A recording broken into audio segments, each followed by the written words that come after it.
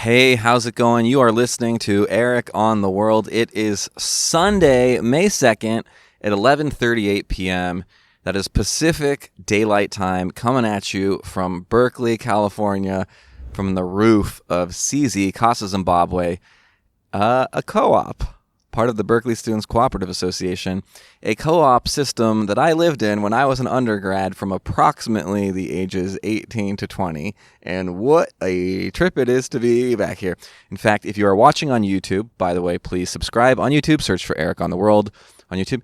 You can see the lovely Berkeley Campanile instrument / tower behind me, if you will, if you can. And that is a clock tower / tower / bell tower / musical instrument, I believe by definition, where at noon and any other time they choose to, they can actually play very similarly to like the layout of an organ music, and it's super beautiful.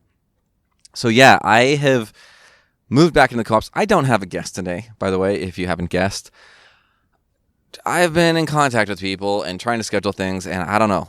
Life is tough for everybody right now, but I still have people's agreement that they want to be on the show. So I apologize that I don't have those guests coming out this week. But again, I'm supposed to have some interviews this week, and I hope that will come to fruition. Yeah, so I'm back in the co-ops. This house in particular, I think there's I'm making this up, but roughly 18 to 23 houses in the co-op system in Berkeley. The prerequisite to be a member here is that you do need to be a student, but not necessarily a student at UC Berkeley. You can be a student at Berkeley City College, any number of colleges or universities, including international ones. And since I am a grad student out of Berlin, and I was looking for affordable housing, which basically doesn't exist in the Bay Area on a short-term basis, it worked out that I am going to be living here the rest of the UC Berkeley spring semester, and potentially part of the summer as well. So absolutely insane I literally have been in this house when I was fall 2004, walking through, and to think that I would be back here in this capacity this much at a later date, it's just a mind trip. When I walked in, I was honestly almost had a anxiety attack moving in. Being nervous, of course, because of the age difference. I would say your average age here is probably 20 years old.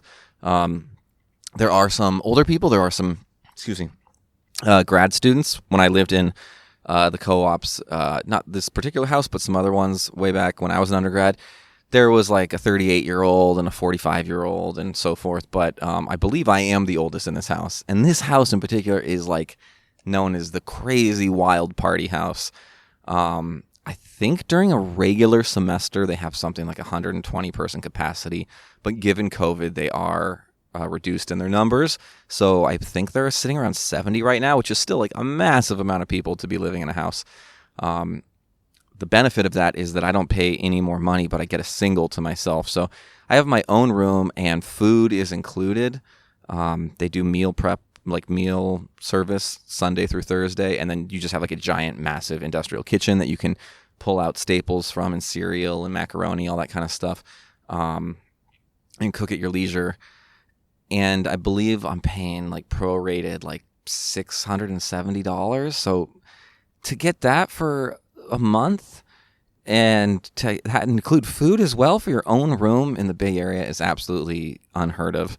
And you get all the culture with it and the socializing. So I do want to do a co-op specific episode, but I'm going to try to interview some of the people who live here, as well as some managers and administrative staff. So look out for that. But it is, even when I was 19, 20, the reputation here was pretty crazy. They had this stripper party they used to do in Grody here. And I have to say, I do love the culture. I love, the random mural art stuff, the punk rockiness. And then, it's not clean in any sense of the word. But it's not necessarily dirty. However, the bathrooms are the bathrooms are the kind of bathrooms you walk into and you have to take a shit and then you have to untake a shit, You have to pee and you're like, I can't hold it any longer, but all of a sudden you're able to walk up 3 more flights of stairs. You're able to manage because you're like, it's not going to go here. There is no such thing as going into the bathroom barefoot. It's particularly my wing, I think, that I am living in. It's like bombs of every kind went off in the bathroom. So that is something I will say leaves a lot to be desired. But yeah, also, if you're watching on YouTube, you may notice that I shaved my beard. I usually keep track of this kind of thing. Like, it's an important thing to me in some stupid way. But I think just kind of like the pandemic and lockdown set in. And now I'm like socializing again. The beard wasn't helping in terms of like bridging any kind of age gap between me and the people I'm living with. So I shaved last night.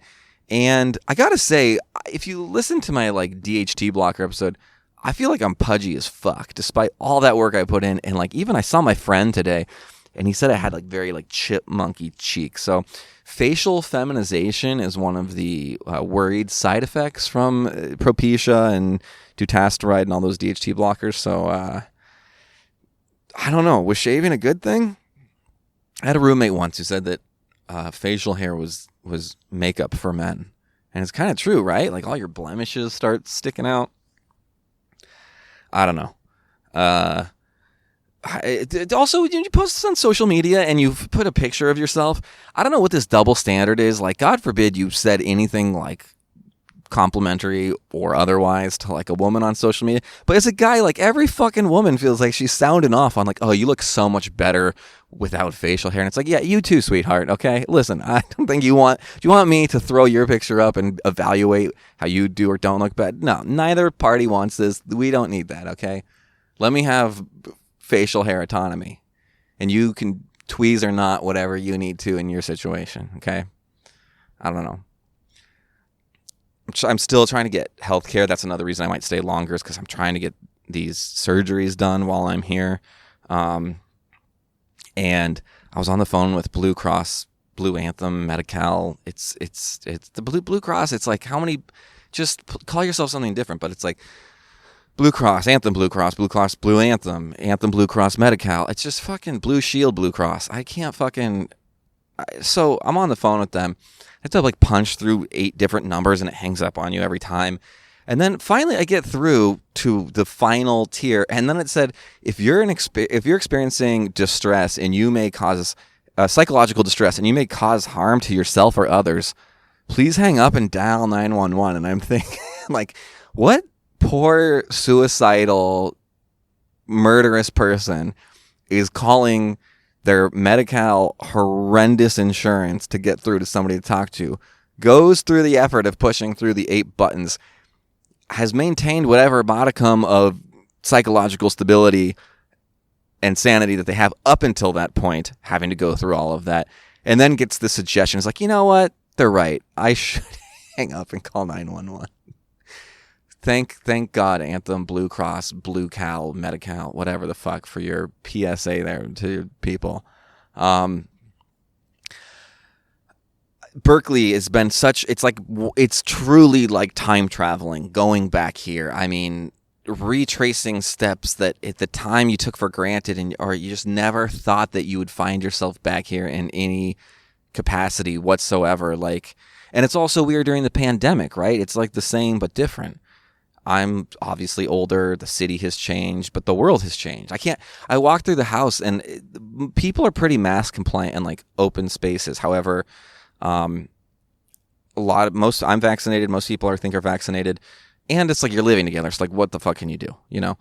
But like, people won't be wearing masks, and I'll walk by and then they'll put a mask on, and I realize, like, wait a minute, they were talking to each other without a mask on. Why are they putting a mask when I walk by? And oh wait, I'm the old guy. They're thinking, you know, if they have unprotected gossip in front of me, they might kill me. They're trying to be considerate because I'm so fucking old. They're like, oh, we don't want to put Eric in the hot. We don't want to listen. Fuck Becky and, you know, that bitch, and we'll talk shit about her. But we are considerate people. So when the old guy walks by, we will cover our mouths lest he end up on a respirator in the hospital. I don't know. But yeah, I've been hitting up some of the old haunts. Obviously, as I said last week, it's just like my diet has gone to shit. And even in that like 8 days since I started drinking again, like just ballooned up. It's just, I don't know what's going on with that I think I'm going to stop that medicine and just go bald. I can't deal with what it's doing to my body and like mood swings. And, but I've been eating at all my old places because you feel like you got to get it in, right? I have that super FOMO mentality where it's like, well, I'm not going to be here for 4 more years, God willing. I'm going to be here for maybe 2 months. So it's like, got to go to Barney's Hamburgers. And I went there. I didn't have to get the bacon cheeseburger or a cheeseburger. I could have gotten the fucking salad. But I got the burger, the cheeseburger, the bacon cheeseburger. Lovely, amazing. However, it was ruined by the most old-ass Berkeley of like Birkenstock, socks pulled up to your knees, wearing shorts, fucking old dudes who were talking. There's like the stereotype of like the New York Jew, but then there's like this Berkeley Jew. And like they were arguing literally right off the bat. One person was going to order and the other person went to order, and he's interrupted and said, wait, who's going to pay for this? And I said, well, I paid last time, so I figured you would pay this time. He said, well, I'm happy to pay this time, but it depends on what you get. And he said, well, I don't know, I was going to get the burger. And he said, if you get the burger, then I'm definitely going half. If you get the veggie burger, then I'll pay for the whole thing. And then it turned into this conversation about like meat is murder between the two, who presumably have been friends for decades. Why this is like a new point of contention amongst them, I'm not sure. And then the meat is murder guy said, no, I'm fine if you want a hamburger as long as you realize that you're killing like 5 third world children on the way to doing it. You know, that's how, and I'm trying to just enjoy this however you can, sitting by myself in the midst of a pandemic, pulling your mask down in between sips of fucking water meal. And then this conversation's happening, and then they start going off on injuries that they incurred at the hospital. And, you know, I cut my finger. I sliced it open. Oh, first of all, the word slice with respect to skin, just no bueno. And then he's like, oh, did it gush? This one gushed. And then they talk about like, oh, I can't hear this. We're eating lunch right now. This is going to upset my stomach. And then that guy who said that, who was the same guy who said meat is murder, goes on to talk about having his skin shredded off to the fucking bone on his hand. And I'm like, who the fuck am I sitting next to right now? It was so fucking Berkeley. I just wanted, literally, it was like a Portlandia sketch, and I just needed a little bit of clarinet going on in the background. It would have perfectly set the scene. But I did get a very nice taste of nostalgia a couple days ago because 24 hours after I moved in, my co-op had a room-to-room, and I will talk about this more on like our co-op specific episode, but a room-to-room is basically where you have the whole house, and I'm in like a 2-wing, 5-story mansion, which is to say it's in more or less kind of like 10 stories, I suppose. I think it's roughly that. Plus like massive common rooms and the roof I'm broadcasting on right now, like balconies, all sorts of shit.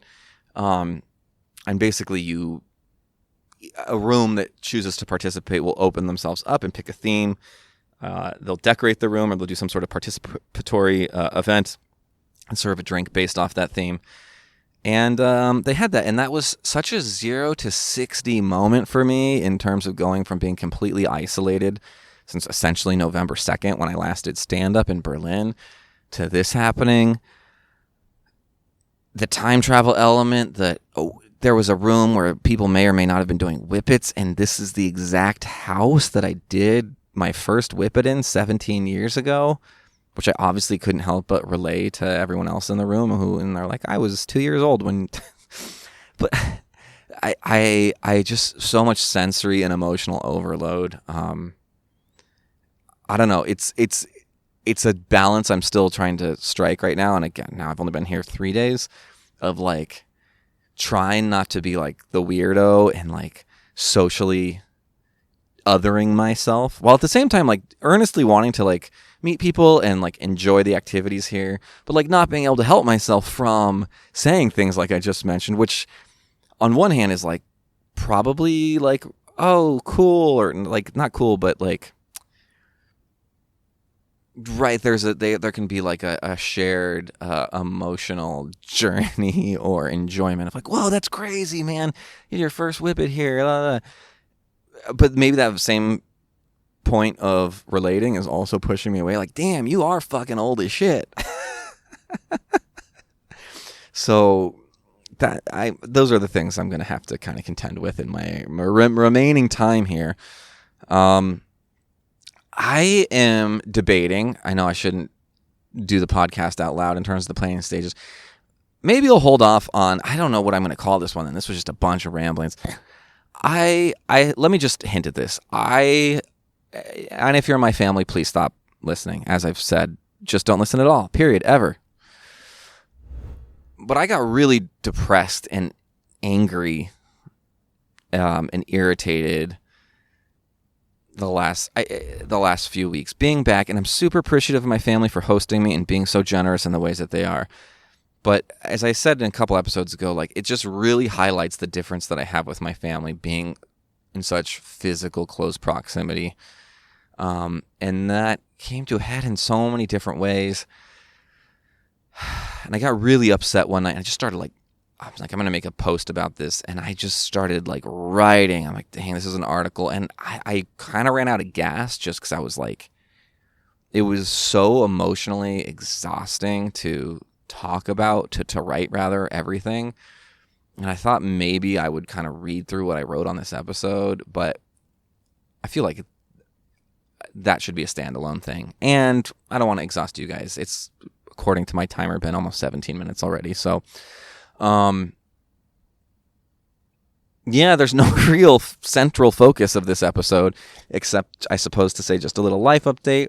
I shaved my beard. I'm living in the co-ops. It's like I'm 20 again. Again, I do hope to have some interviews coming up. If you want to subscribe to the show, do so on YouTube. Type in Eric on the World. If you want to follow me, at Eric on the World on Instagram. You know, every time I give these plugs and stuff, no one acts, no one reviews the podcast. So I would appreciate it if you did all that shit. If I'm talking into the void, fine, cool. Thank you for listening. Sorry to end on a downer note, but I'm just what the fuck do I have to do? I don't know. Work begets reward, reward begets work. And it's right now, those engines are sputtering. You know what I'm saying? It's almost midnight. It's 11:56 p.m. and I have class in 3 hours. So I'm going to edit this, post it, and attend class from Berkeley all the way to Berlin. I don't know who the guest is going to be on the next episode, but I do expect to have one. So otherwise, until next week, no matter where you are in the world, be well and be loved. Throw itself off the 30th floor, get up, wipe